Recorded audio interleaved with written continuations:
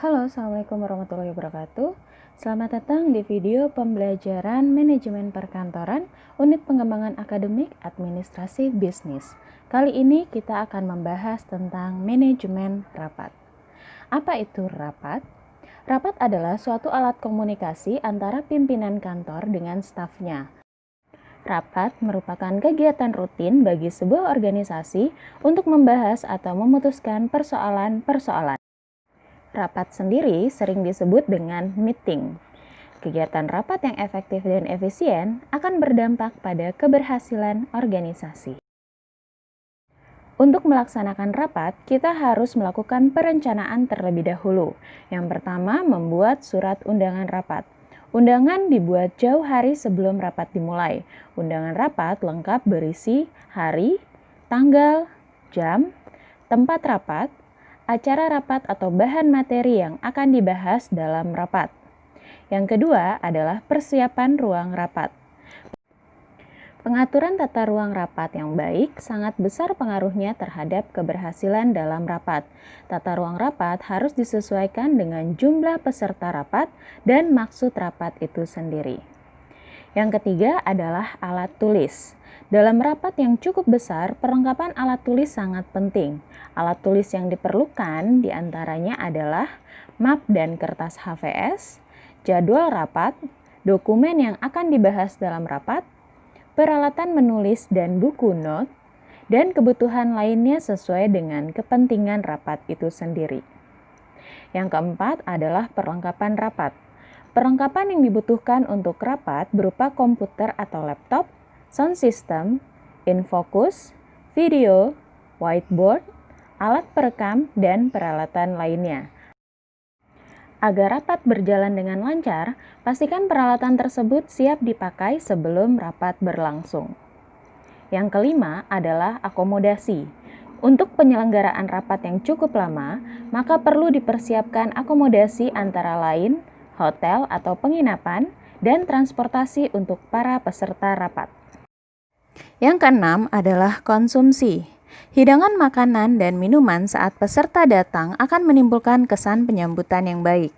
Pelayanan dan penyajian makanan dan minuman sebaiknya tidak mengganggu jalannya rapat, jadi sebaiknya dibagikan atau ditaruh di atas meja peserta rapat sebelum rapat dimulai.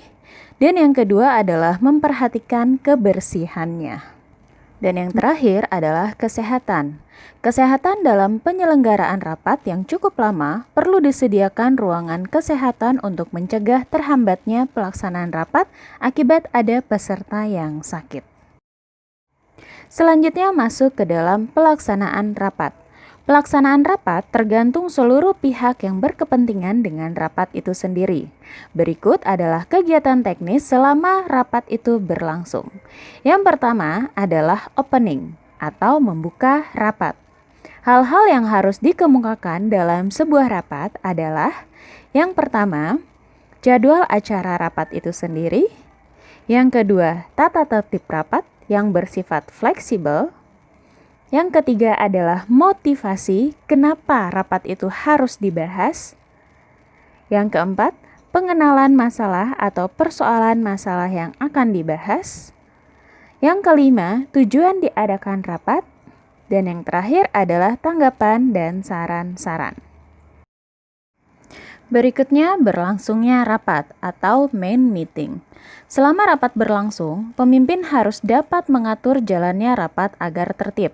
Masalah yang dihadapi dalam rapat harus dapat diatasi, seperti terjadinya perdebatan yang berkepanjangan, adanya monopoli pembicaraan oleh salah seorang peserta rapat, dan tidak konsentrasinya peserta rapat.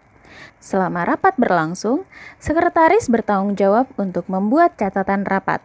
Terdapat dua bentuk catatan rapat, yakni verbatim atau catatan lengkap semua pembicaraan dalam rapat tanpa ditambahi atau dikurangi, dan notula, catatan yang berisi pokok-pokok pembicaraan yang dibahas di dalam rapat. Poin terakhir dalam proses pelaksanaan rapat adalah menutup rapat. Rapat yang telah berlangsung beberapa waktu pada akhirnya harus ditutup. Apabila dalam rapat belum ditemukan keputusan, maka pemimpin rapat dapat menunjuk tim khusus untuk menyelesaikan masalah tersebut. Namun, apabila dalam rapat tersebut tidak ditemukan hambatan dan telah menghasilkan keputusan, maka pemimpin rapat yang diwakili oleh notulen dapat membacakan hasil dari pertemuan atau rapat tersebut dan memberikan kesempatan kepada peserta rapat untuk mengemukakan hal-hal yang sekiranya belum tercakup dalam hasil keputusan rapat. Selanjutnya, agar pembahasan suatu masalah dalam rapat tidak keluar dari konteksnya dan tidak terjadi perdebatan panjang, maka perlu diadakan pengendalian rapat. Jenis-jenis pengendalian rapat terdapat 3. Yang pertama, pengendalian terbatas. Pengendalian ini merupakan pengendalian rapat yang memberikan kesempatan secara bebas kepada para peserta rapat untuk mengemukakan pendapatnya secara bergantian. Model pengendalian seperti ini terkesan demokratis, namun dapat memberikan peluang kepada para peserta rapat yang ingin memonopoli pembicaraan dalam rapat. Yang kedua adalah model pengendalian ketat. Pengendalian secara ketat adalah pengendalian rapat yang tidak memberikan kesempatan bertanya atau mengeluarkan pendapat kepada para pesertanya. Para peserta rapat boleh mengeluarkan pendapat hanya seizin pimpinan rapat dengan waktu dan jumlah penanya yang sudah ditentukan. Model ini terkesan otoriter dan kaku, sehingga para peserta rapat kurang bebas dalam mengeluarkan pendapatnya. Model pengendalian terakhir adalah pengendalian gabungan. Pengendalian rapat yang menggabungkan antara bebas terbatas dengan ketat ini adalah pengendalian rapat yang memberikan kesempatan seluas-luasnya kepada peserta rapat untuk mengeluarkan pendapatnya. Dan apabila keadaan mulai kurang terkendali, pimpinan rapat langsung menggunakan cara pengendalian ketat sehingga keadaan bisa normal kembali. Selanjutnya, pemimpin dan kepemimpinan dalam rapat sangatlah penting. Fungsi pemimpin rapat adalah sebagai berikut. Yang pertama, sebagai pengarah. Pemimpin rapat harus dapat mengarahkan para peserta rapat agar tujuan rapat yang telah ditentukan dapat tercapai. Arahan dari pimpinan diperlukan agar topik yang dibahas dalam rapat tetap dalam konteksnya. Fungsi kedua adalah sebagai penengah. Pemimpin rapat harus dapat bertindak sebagai penengah jika terjadi pertentangan atau perbedaan pendapat di antara peserta rapat. Fungsi ketiga adalah sebagai penggerak. Pemimpin rapat harus mampu menggerakkan para peserta rapat untuk dapat berperan aktif dalam menyelesaikan masalah yang dibicarakan pada rapat. Hal ini diperlukan agar hasil yang diperoleh dalam rapat sesuai dengan harapan semua peserta. Dan yang terakhir adalah sebagai pencari solusi. Pemimpin rapat harus dapat bertindak sebagai pencari solusi jika rapat mengalami kemacetan atau kebuntuan.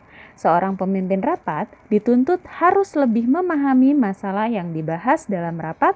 Dengan demikian, pemimpin rapat harus memiliki pengetahuan, wawasan, dan pengalaman yang lebih luas. Sekretaris pada saat berlangsungnya rapat harus membuat catatan rapat. Salah satu catatan rapatnya adalah notulen. Notulen atau notula bermakna catatan mengenai jalannya persidangan atau rapat serta hal yang dibicarakan dan diputuskan. Macam-macam notula ada 2. Yang pertama adalah notula harafiah. Notula harafiah adalah laporan atau catatan secara menyeluruh kata demi kata tanpa menghilangkan atau menambahkan kata lain dari notulis. Contohnya adalah dikte, catatan stenografi, ataupun menulis kembali hasil rekaman yang bisa diputar berulang kali. Yang kedua adalah notula rangkuman. Notula rangkuman adalah laporan ringkas tentang pembicaraan dalam rapat. Oleh karena itu, notulis harus terampil menilai isi pembicaraan dari setiap peserta rapat. Notulis harus dapat memilih dan memilah setiap pembicaraan. Hal-hal yang ditulis adalah hal yang sesuai dengan tema dan tujuan rapat. Berikutnya adalah susunan notulen rapat yang disajikan secara sederhana. Yang pertama, bagian kepala notulen. Kepala notulen merupakan bagian yang pertama kali harus diingat dalam penulisan tanpa tertinggal. Adapun kepala notulen terdiri atas nama dan tema yang dibahas, hari dan tanggal acara dilaksanakan, waktu pelaksanaan, tempat pelaksanaan, susunan acara, dan pihak yang terlibat. Pihak yang terlibat terdiri dari ketua, wakil, sekretaris, notulis, dan peserta rapat. Yang kedua adalah bagian isi notulen. Isi notulen merupakan suatu bagian dari susunan notulen yang isinya berupa hal-hal yang dianggap penting dalam kegiatan tersebut. Susunan sistematikanya sebagai berikut. Yang pertama ada kata pembuka, pembahasan, pembacaan keputusan dari hasil, dan jam penutupan. Yang ketiga adalah bagian akhir notulen. Bagian akhir notulen merupakan penulisan atau penjelasan tentang hal yang berada pada akhir penulisan notulen. Susunan sistematikanya sebagai berikut. Terdiri dari nama jabatan, tanda tangan, nama pejabat. Dan yang terakhir adalah penanda tanganan. Penanda tanganan merupakan kumpulan tanda tangan orang yang dianggap penting terhadap pertanggungjawaban acara yang dilaksanakan. Notulen yang ditandatangani oleh pejabat dibuat dalam ukuran folio dengan menggunakan kop resmi. Notulen ditandatangani oleh ketua, wakil ketua, sekretaris, dan notula. Berikut adalah contoh notulen sederhana. Dari notulen ini dapat kita lihat bagian kepala notulen yang terdiri dari hari dan tanggal, tempat, agenda rapat, jumlah peserta, jam dimulai, jam berakhir, pemimpin rapat, dan notulis. Berikutnya ada bagian isi notulen yang terdiri dari pokok bahasan dan hasil keputusannya. Dan di bagian akhir dapat kita lihat ada nama jabatan, tanda tangan, dan nama pejabat. Selanjutnya, notulen tersebut harus ada penandatanganan agar dinyatakan sah. Demikianlah video pembelajaran untuk manajemen perkantoran kali ini. Sampai jumpa di video pembelajaran berikutnya. Assalamualaikum warahmatullahi wabarakatuh.